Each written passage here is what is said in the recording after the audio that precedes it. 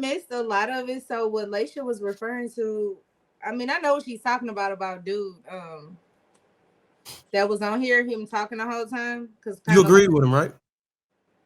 yeah, a lot of stuff he said I did, except for the part when he was like, the only thing I don't like, it makes me cringe so bad with y'all sometimes, to be honest, when y'all speak on women like y'all are women. And I'm like, I wish y'all would speak on the male perspective. What did he say about women that you didn't? Let me finish my statement. I wish I would speak from the male perspective on a lot of stuff to give women more insight on things. Like y'all are asking women like, what would you say about this? Something pertaining to a man. And I'm like, why don't you just speak on the male's perspective on that, since you are actual male? So Ray, why don't you ask us those questions specifically if it's something you wanted to know about? Like when he was talking about this, is what I wanted to ask you guys, because Darwin was saying that if a man stepped in for a woman, or stepped, like, defended her, came to her defense, that he could maybe end up in jail. And I was thinking like, wow, there's the main demographic of people in prison right now are black males. So why are they going to prison? Because it's not to protect women. So why are there so many in prison, black males? What? Why are there so many? Not, Let me finish. Why are there so many black males in prison? And then, as a black male, what could you maybe say to other black males to prevent them from going to prison so much? I would say if it's around the point of protection, Huh? I would say if it's around the point, the topic of protection, I would say for the most part, a large, maybe overwhelmingly large amount of those men are in prison because of a woman, either by a woman or protecting a woman, or just doing something stupid for the sake of a woman and not their own personal interests. Oh, so you saying the majority of the black males that are in prison is because they were protecting a woman, maybe? He didn't say there was a majority, nah. but they're like, we know that the majority of people that are in prison are for victimless crimes like drugs, right? But a lot of times, I don't think a lot of people see that sometimes a lot of the instances where men go to prison for violence is oftentimes because of a woman. She may have put a battery in his back, sent them over there to crash out for her. Like, there's a lot of times behind a lot of male violence sometimes is a woman.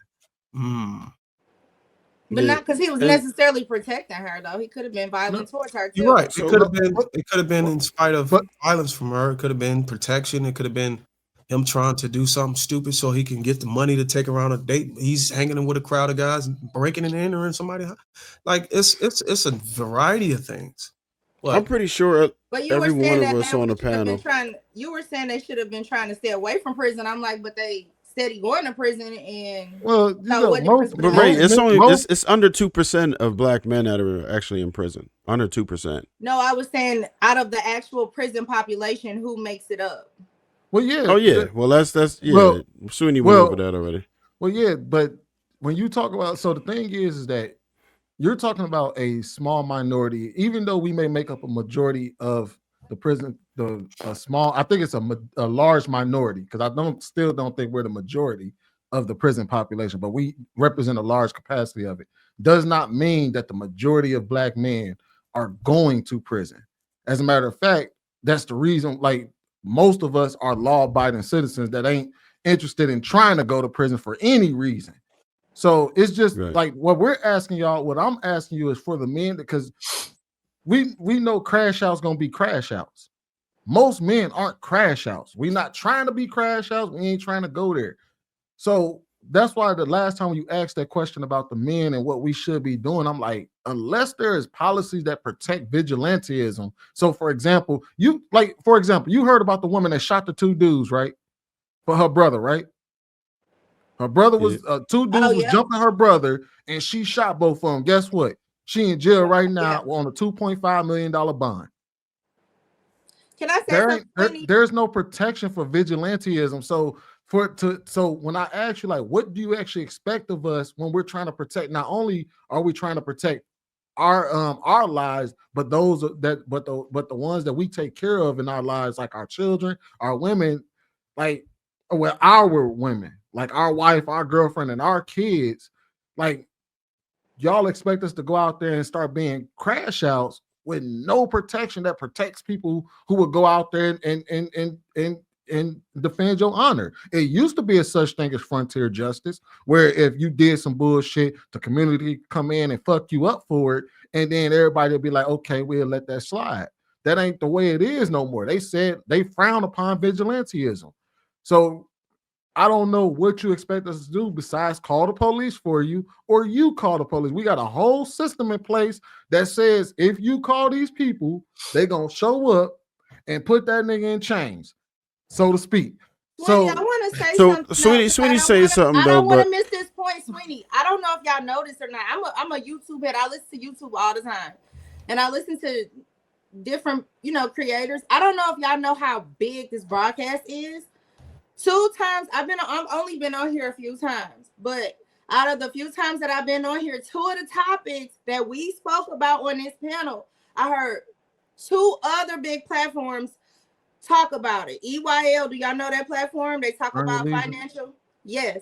And then there was another platform, Grits and Eggs podcast, and Deontay Kyle. He specifically addressed this topic. He talked about it on a Don't Call Me White Girl podcast. And he talked about how that men should have a code and be on code to have that system that you're speaking of, that vigilante Pandora channels, or am I wrong? They're way bigger channels than this, so you can look them up.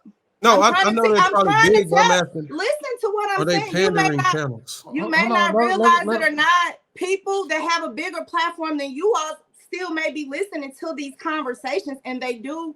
I don't know if they're directly responding, but you guys, whether you know it or not, may be giving other content creators topics to speak on. It ain't about pandering or not. And like JR told me, yeah, we all do need to give different perspectives from different people, because this is how we're going to grow as a community. You need to be able to listen to different people's perspectives, even if they don't agree with you. So Sweeney, Deontay Kyle was talking about how men should have a code and be on code to put in work when things are done to women and children. And if there was a code, and he talked about a situation where his life was almost put in danger. So he saw it from both ends, but he did speak on that. And EYL talked about how Black men need to stop making an excuse for not owning homes, talking about they waiting on wives because everybody else is owning homes. So why should we own a home in this market? Wait. So the thing is that first of all, is like we can all talk about what should be. It should. Like we talk about. You notice how we talk about what women should be on these platforms all the time. That ain't changing. It's a conversation, Sweeney. We're just having a conversation. So it's like, and if they were being honest, because I'm gonna be honest with you, the Earn Your Leisure platform, you know the type of people that they come in contact with on a regular basis. Oh, I think Earn Your Leisure has been on what's the name of Diddy's platform? Revolt TV. They've had whole seminars and stuff where all these celebrities come in on their shows and stuff like that. Now, yeah. They know what goes like these be the same people that know what goes on behind closed doors, and they ain't busting a grape in the fruit fight. They not about to risk their money, their future, their livelihoods on what's going on in somebody else's backyard. They call the police. They won't even call the police for them. So when they come down, EYL was speaking about the home ownership. Deontay Kyle was speaking about men being on code, and he's not one. And he is really like that. But I think most of us on the panel have put ourselves at risk at some point behind protecting a woman. I know I certainly have, and will continue to if it's me and mine. Any female around me, if it got to go down, it got to go down. That's just what it is. He was just talking about a uniform code where it's just like we got a uniform code. It's called the law. It's a uniform code right now. He's talking about boots on the ground like grassroots. He's not talking about having to involve the police, but you could go watch it. He articulates the only problem with your issue, it's not wrong to have a want for a boots on the ground type of code aside from the law. Like us as a community do something. I understand that. The only problem with it is it's going to require the people that we're protecting to adhere or abide by a specific standard that we're, as protectors, are going to overlook.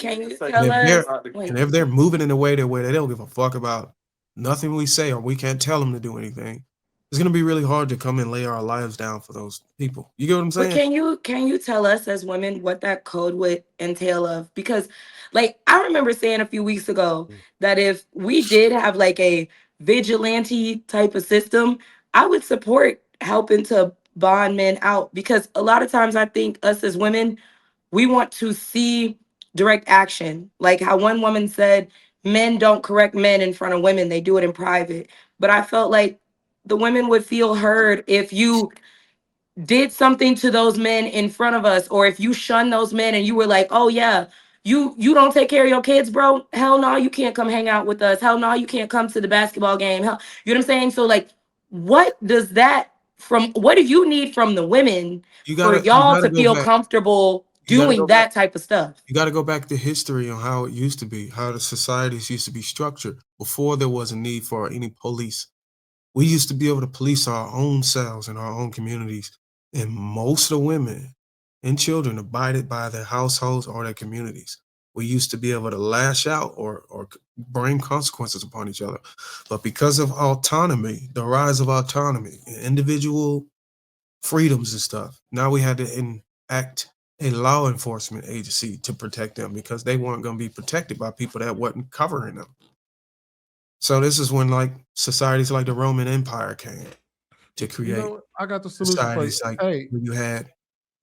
Go ahead. Not to get in your husband's business. He owns a security company, right? Oh, this nigga done derailed the whole conversation. Right.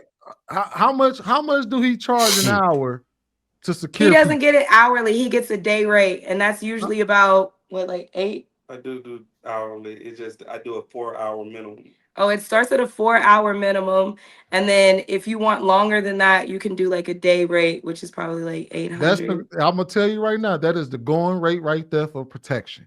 You want to go out there and tell your husband, like, that's the going rate, motherfucker. You go out to pay for that 4-hour block to have motherfucker walk around you and be your protection outside of. Damn, that's what you want from the women. That's the going rate. God damn it, you ain't about to have people out here. You know what? I'm not even mad. I can't do nothing but respect it. Protection comes with a cost. It either costs you to adhere to a specific rule so you can be justified to be protected in those, or it comes with a price. You have to pay some type of monetary item to it. But at that point, we insured. Hey, ask your husband, am I lying? Ask your husband, am I lying?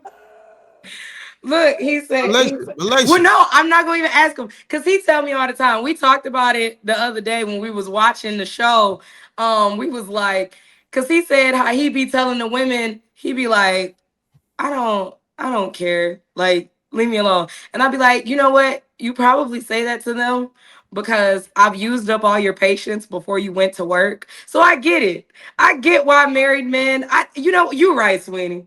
I'm gonna give you that. Married men probably don't want to be out here protecting single women because their wives used up all the patience. It ain't got nothing to do with being married. It's just right? It's just a woman out of order. If you look at anything like your insurance or anything like that, no woman take me away from my family because she want to be and put herself in jeopardy. Yeah, he does say that. And he does the shit for a living. He does. This is his job. And he's telling you. But you know what's crazy? Me as a girl's girl, I still do get on him sometimes, and I'll be like, no, babe. Like, if you see a woman in the street hollering, do your due diligence. Like, I'm not saying necessarily like do the most, but like do help, because we have daughters, and one day that could be our daughter, and you're not there when she's an adult away at college or something, and we're gonna want some guy to help her. I tell him all the time, I do believe in karma, but I'm not gonna lie, he does say that though. He does. He says she gonna keep her husband safe at home and go tell us to crash out. He get to be safe because y'all got daughters. And that's his job. He actually does this shit for a living. He's aside from the humor,